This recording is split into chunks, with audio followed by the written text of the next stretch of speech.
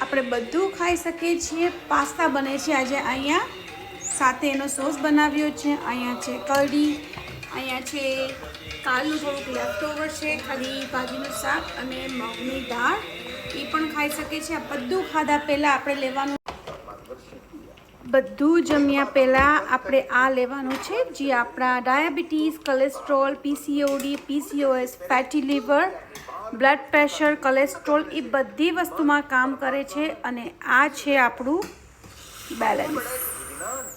જમ્યા પહેલાં 15 થી 20 મિનિટ પહેલાં લઈ લેવાનું, સવાર અને સાંજ